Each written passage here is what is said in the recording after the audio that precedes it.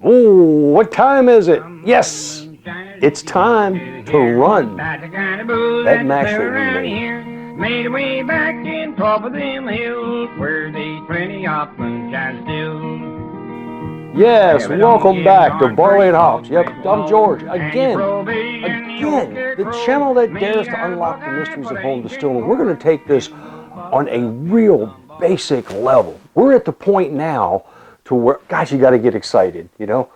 We're at the point now to where we're going to distill this, so we're going to turn that mash that we work so hard at, kinda, and we're going to turn that into a usable spirit. But what we're going to do is we're going to run this as a pot still.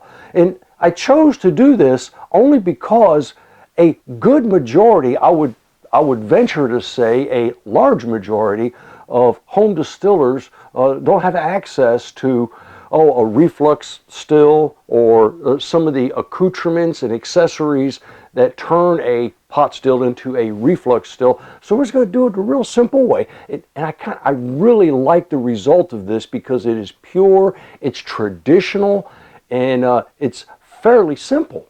It really, truly is. So, I've got this 8-gallon combination pot reflux still, the 8-gallon, the Pro from Mile High, and it comes with everything here, with the exception of, make note of this, you'll have to provide your own heating source, whether that be a heating element or, of course, a flame or a hot plate or whatever is necessary to heat this, and your own controller. I happen to have a heating element. I've got a bunch of them laying around. Oh, by the way, I couldn't find the one I was actually looking for, so I'm going to default and use the 5500 watt, 240 volt, and that's a big one. Not big in size, it's big in power, and we'll describe that heating element. And I've got this Mile High controller, and it's a variable controller, so what it does is it just controls the amount of amperage that goes to that heating element. And we can control that. We're going to cover that real briefly so that everybody understands it, because it's really, again, it's straightforward. I have chosen in this particular case, now we're going to run this, and this still does come with a reflux chamber. And you'll notice a reflux chamber, it's nothing more than really like an extension of the column itself with an outside jacket that you can run water through. And when you run that water through there, what does it do? Yes, it pre-condenses those vapors that are flowing up and it causes them to drop back down and re-vaporize, thus purifying it, because the most volatile substance, being the ethanol, will vaporize first and pull out of that water and continue through. Okay, that's what a reflux chamber does. But we're going to opt to not use it. Now, I could use it just as an extension of the column itself and just not hook water up to it, but I got a space issue here, and a space issue with what comes across on the video, so we're just going to take this out completely, and that's perfectly all right. It gives us an option for later. I'm also going to use the analog thermometer that goes at the top of the still, because we always want to know what the temperature is at the head, okay, right prior to what we call the point of no return. What is that? Yeah, that's a place where your vapors actually start to exit into your Liebig condenser. Yes. One of the other things that I have as an option, again, it's an option. I mean, you can do it any way you want. There's many, many different methods. I have this parrot. It's called a parrot.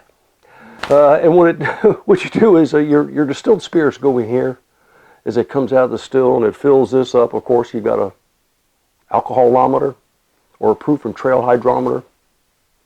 You can have almost real time, you can have almost instantaneous readings on what the proof is of your spirit, and then of course it comes out here, goes into your jar.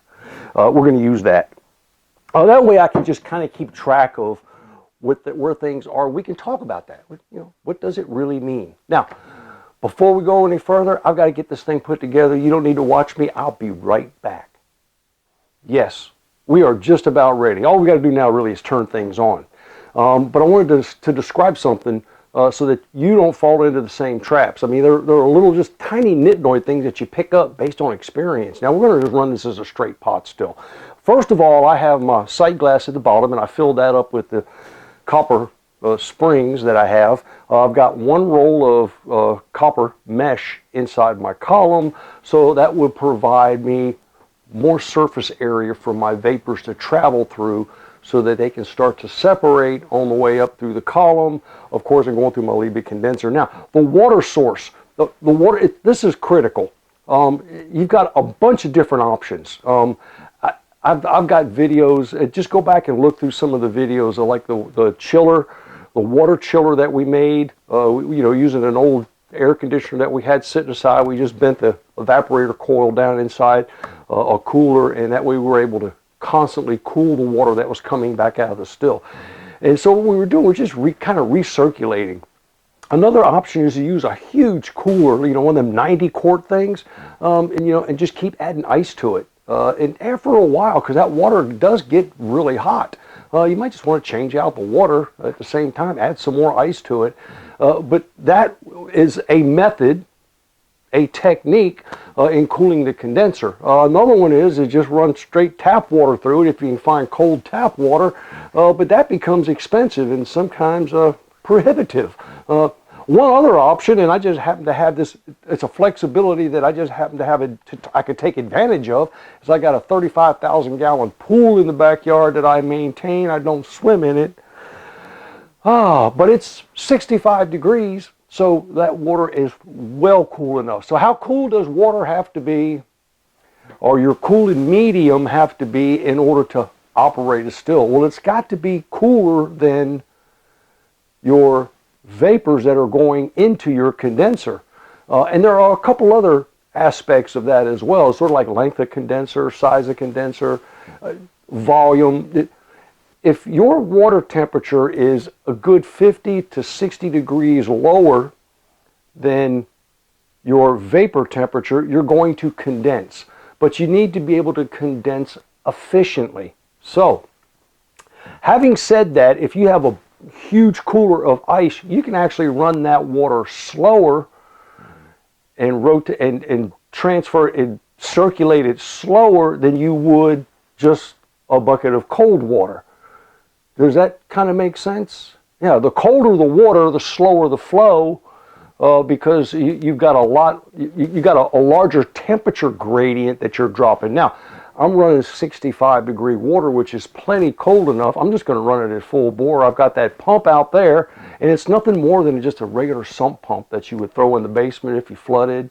And I'm going to pump that in here and run that all the way back out, straight back into the pool. I will not be able to heat that pool with this. But having said that, you have many, many different options, and that's what I've chose to do. One of the things that you may have a challenge with or realize is that whenever you run tubing, a rubber tube or plastic tube, to a smooth, hard surface, it's sometimes difficult to make that connection without it leaking. Even a regular clamp, sometimes it will still leak. So you can either do a couple of different things. One is you can just run some tape over it, some of that thread tape, and then put your tube over there and run the clamp, and that should seal it if you had that problem.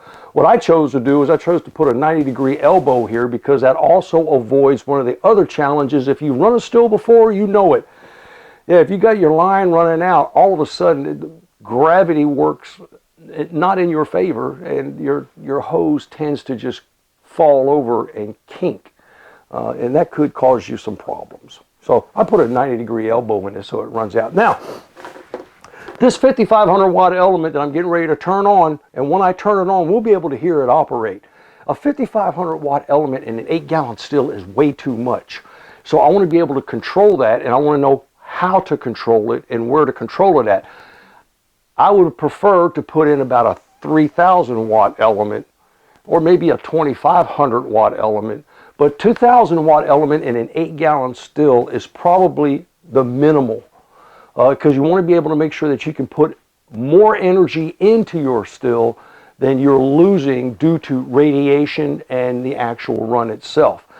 So anything less than about 2,000 watts on an 8-gallon still is anything less than that's could be problematic. Okay.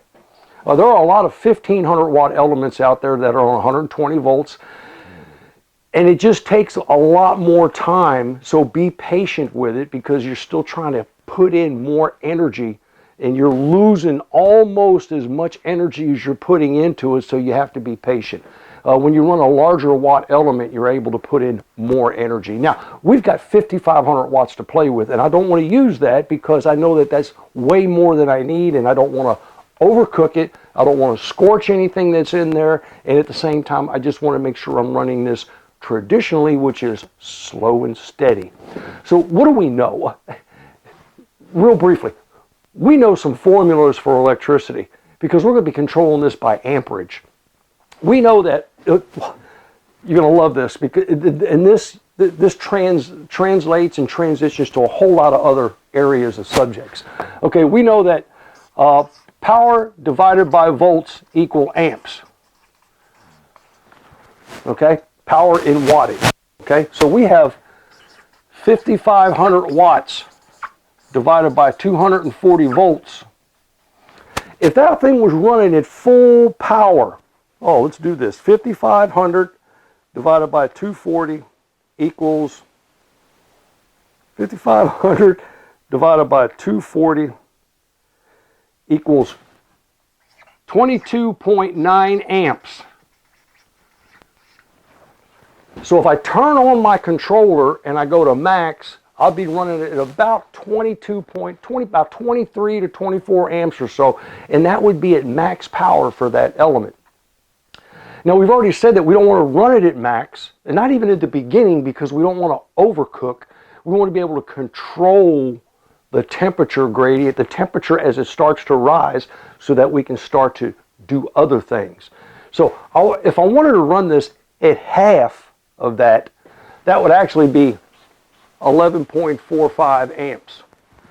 So when I turn it on and I start to move my variable controller, my knob, I'm looking at 11 to 12 amps or so, somewhere around there, and that would tell me that I'm running that element at right around 2,750, 2,800, 2,900 watts, which is what I was looking for because I can't find my 3,000 watt element. So I'm able to control that. Just knowing that piece of information going in is really, really helpful. Come all you moonshiners if you want to hear about the kind of booze that they serve around here. Made our way back in top of them hills where they plenty of moonshine still.